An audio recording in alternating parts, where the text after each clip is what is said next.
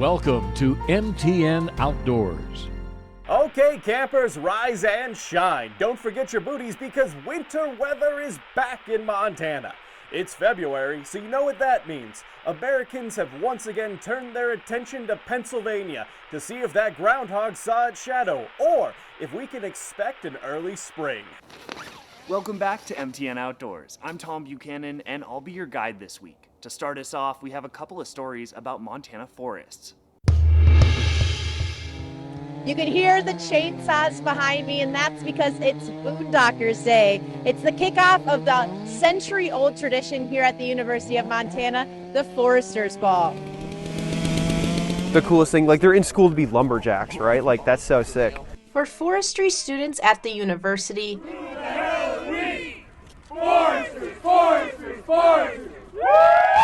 the Foresters Ball is a century-old tradition. It's just one big event that brings a lot of people in. On Wednesday, the Woodsman team showcased different wood sports. Kind of like a relay. We're going to do underhand, which is where you stand on it until it breaks. There's going to be vert, which is chopping up and down. We are doing sawing, which is, again, the big saws. What a competition. To grow excitement for the ball. Let's go, Morgan! Come on, Morgan! No other university has anything else that is student-run like Foresters Ball is. And while Boondocks Day was lighthearted, including a cow pie throwing contest, this is, I want everybody to know, very fresh. The Foresters Ball and its surrounding events are meant to honor Montana. Part of it's just like the state's like history and like heritage. Half the towns in Montana came from logging, right? And honor the long line of foresters. I just learned a great respect for all the people that have come before and are doing it now, and because I think we all cared very deeply about conservation and the state and what makes it special and why we all live here. For Woodsman team captain Alex Caper, this generation of foresters is just as dedicated as those that came before. You have a lot of hard-working doers, you have a lot of smart people, and you have a lot of incredible leaders that are growing into their own. It's incredible to watch future leaders and future community members of Montana come into their own, to learn the College of Forestry, and to further a 100-plus-year-old tradition. In Missoula, Claire Peterson, MTN News. Helena Open Lands Manager Brad Langsether marks dead or dying Douglas firs on the north side of Mount Helena. He has a keen eye for trees infested by a destructive beetle. And you can see there where their larvae were raised in these galleries. And these marks that you're seeing here are where the woodpeckers were pulling the larvae out of the tree. We took off from this point in Mount Helena City Park and ended up about here. When we started our hike, we were mostly surrounded by healthy ponderosa pines. But with every step, the more dead and dying Doug firs appeared, easily identifiable by red-brown needles. The culprit, the Douglas fir engraver beetle, a beetle who just loves Douglas firs. The outbreak took off after a wet spring storm in 2017. The conditions allowed the beetles to thrive. It created habitat for the engraver beetle. The engraver beetle's population started to rise. Then we saw a couple drought years in the early 2020s, and the beetle then started attacking seemingly healthy trees. Last spring, the city put up pheromone capsules to try and prevent the beetles from creating further damage. Some of those capsules worked as intended, while others did not. The next step, clear the thousands of trees that have been impacted. And Brad and his team are going to be spray painting about 2,000 to 3,000 of these trees on Mount Helena, and then waiting until the spring to chop them down. After the trees have been cut down, they will be piled and burned. Essentially, the city has been forced to finish out the beetles' destruction. But if they are not removed, they will continue to decay, posing a hazard to trail users and increasing the risk of a destructive fire on the mountain. Reporting in Helena, Tom Buchanan, MTN News. On Friday, Montana Fish, Wildlife and Parks announced its intent to sue the U.S. Fish and Wildlife Service over its recent listing of wolverines as a threatened species. We feel like the listing was unwarranted. We don't feel like the service considered the collaboration that's happening both with in the Northern Rocky states and then with across the border with Canada. The U.S. Fish and Wildlife Services announced the final rule in late November, listing the distinct population segment of the North American wolverine in the contiguous U.S. as a threatened species.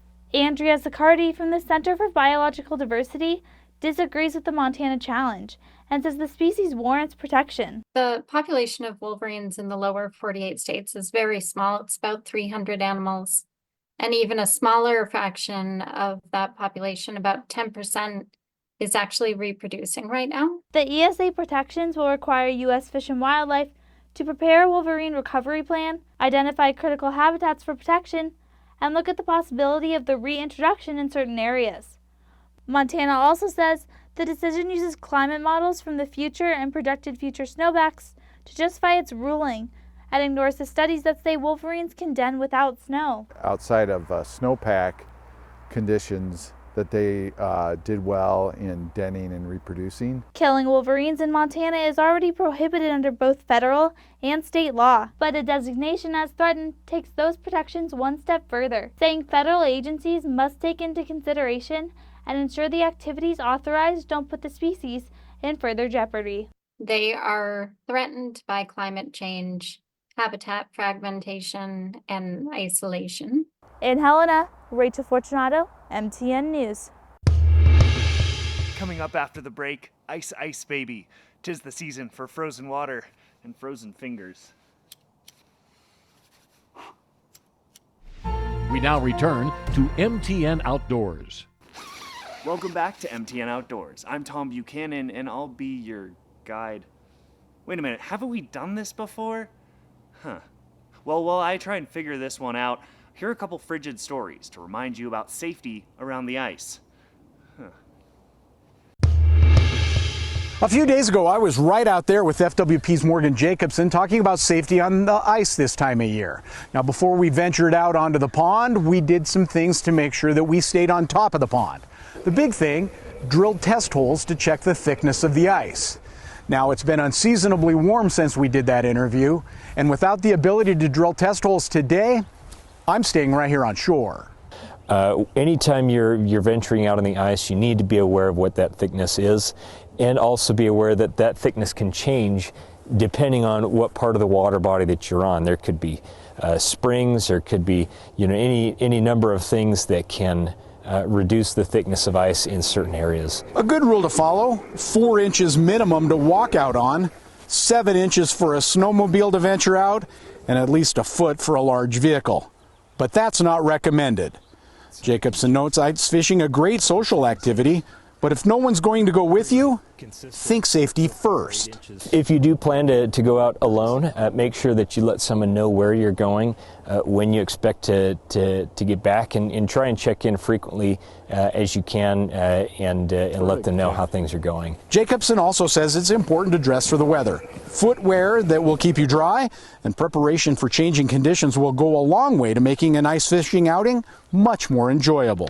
The really exciting part about something like ice fishing is you get to be out in the middle of a water body that you may not be able to have access to throughout the summer, especially if you don't have a boat. So it's a really fun activity. It's a great way to bring family and kids out and enjoy fishing and being outside in the wintertime. But taking a few extra steps for safety is really goes a long way. The other advantage to ice fishing is it doesn't require a lot of equipment or skill to enjoy a day out. And with a little safety preparation ahead of time, you can make sure that you stay on the water instead of under it. At the Bozeman Pond, Chet Lehman, MTN News. With these warmer temperatures, the ice on the river is melting and the water is rising and beginning to flow. The National Weather Service here in Great Falls explains how unpredictable ice can be on a flowing river. Everybody's kind of aware we had kind of an Arctic blast last week. With temperatures well below zero across much of the area, we wound up with a lot of rivers that just quickly froze. So now that it's starting to warm back up, we're starting to get days above freezing and we're starting to have lots of sunshine, that ice is now starting to melt. So the ice is starting to move downstream and we're starting to get some areas where the ice kind of builds up. The ice is constantly moving and changing as the river continues to flow. And with the warmer temperatures this week, we're going to start to see a lot of the ice starting to melt and break up, and that's going to cause a lot of the ice to start to flow downstream. When the ice is flowing downstream, this is really when we can start to see those ice jams form. And with the warmer temperatures, as the ice builds up, you might start to get those ice jams to release. Though the ice may be pretty to look at, unpredictable ice jams could occur. So always be cautious around flowing rivers during these winter months. Here in Cascade, I'm Paul Sanchez for MTN News. Water is a scarce resource here in the Gallatin Valley, so now the City of Bozeman, the City of Belgrade, and Gallatin County are looking to create a water authority that could potentially bring in water from Canyon Ferry all the way down into the valley. And one of the limiting factors is infrastructure, specifically water, access to water.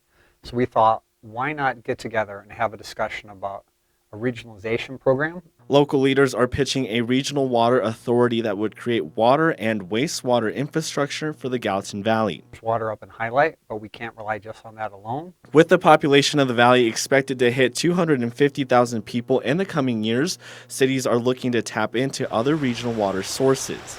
That we know there's some actual constructability of these resources, again, both a joint water reclamation facility and also perhaps a larger pipeline. The next step is, what would an authority look like? The cities are proposing a nearly 60-mile pipeline between Canyon Ferry and the Gallatin Valley.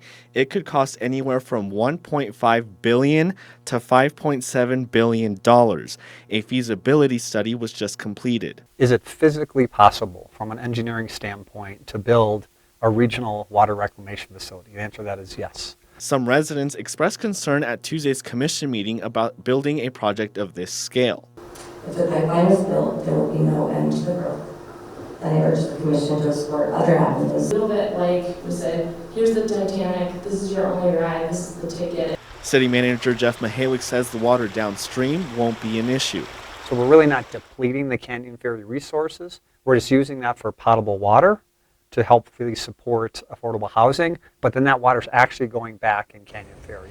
Mihalik says other cities along the route could benefit from the pipeline, which could help pay for the multi-billion-dollar project.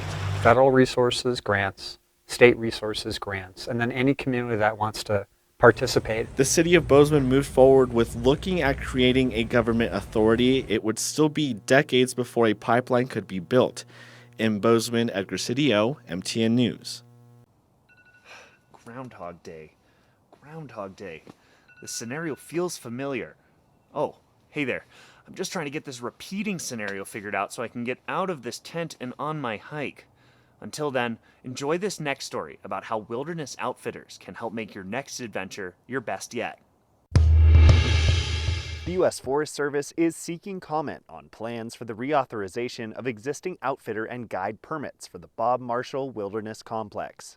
It assists us with understanding how we can better serve the public as outfitters and guides, and how we can better support the economy, the region, and then better serve, folks that come out.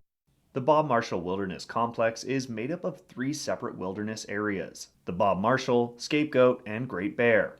While individuals are able to adventure in this huge wilderness by themselves, many opt for a guide or outfitter to lead them through a hunting, fishing, hiking, or other outdoor adventure. This allows many to reach places and do things they wouldn't normally be able to do without the help of an experienced guide, says Will Israel, Executive Director for the Montana Outfitters and Guides Association, a group in direct support of these tourism-bolstering Montanans. There are some parts of like the China Wall. It's 25 miles to get in to see the wall. And so, unless you have an outfitter who has the ability to provide stock and horseback trips, the public really, is at a detriment to be able to get into that area. Those who lead these adventures hold a permit from the U.S. Forest Service, and those permits are up for reauthorization for the following 10-year period, from 2025 to 2035. Michael Munoz, Rocky Mountain District Ranger, says that while the majority of the outfitters perform their duties by the books, and the Forest Service keeps an eye on them throughout their decade-long permit, this comment period makes room specifically for folks to bring forth their thoughts and concerns to help the industry as a whole. But there are situations that come about that at times we're not aware of.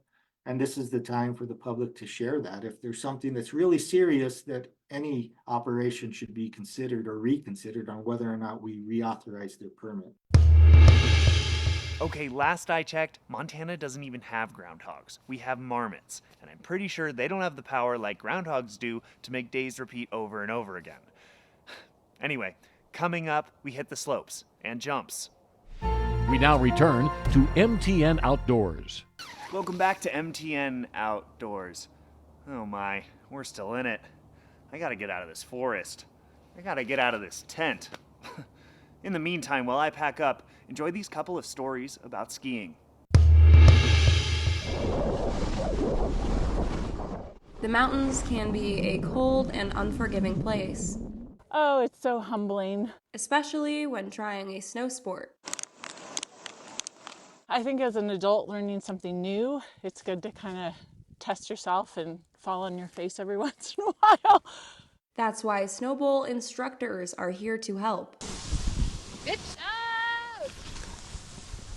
Getting more women on the mountain is super important to me. We just get to support each other, and I think women understand other women and how this is not always the most inclusive sport. So I think it's important for us to build each other up. Do that good keeps up pressure. It's reassuring. For Women Only, a Snow Bowl program created by women for women, takes place Friday afternoons for 6 weeks. Instructors lead groups of women of all ages and abilities, helping enhance skiing or riding skills and confidence. Gives me the opportunity to get people just like my mom, who's always wanted to try snowboarding and was never really given a chance and a comfortable space to do it. It's a safe space to ask questions, try new things, and make new friends, all while getting active and outdoors during the winter. Finding community and places where you can learn, where everybody's either at the same level and falling at the same time, or just meeting new people is kind of why I'm doing it.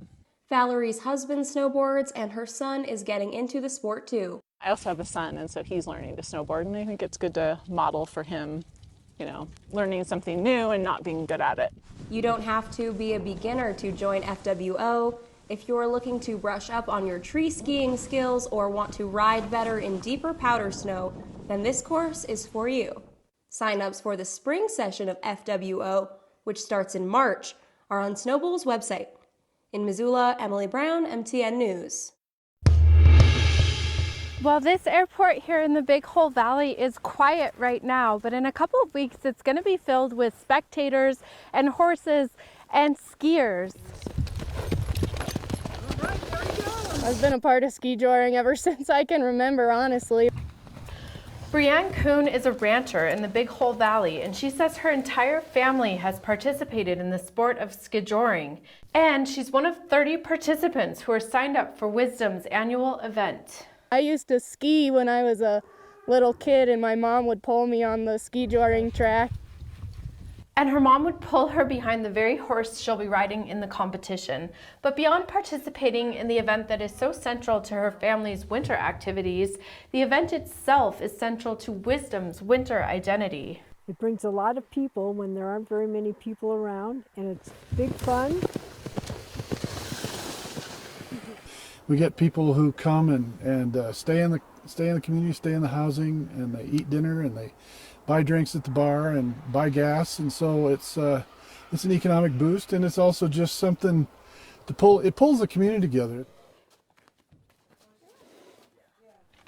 It's fun. People just love to come out. It's been winter for a long time and people are just kind of holed up inside, and so this is just a nice fun thing to do, especially for the locals, And what about the competition? Are you competitive? I mean, I would like to say no, but once I get there, I'm like, yes, I'm gonna win. If you want to participate, there's still some room to sign up for the event, but what organizers are really hoping for is more snow.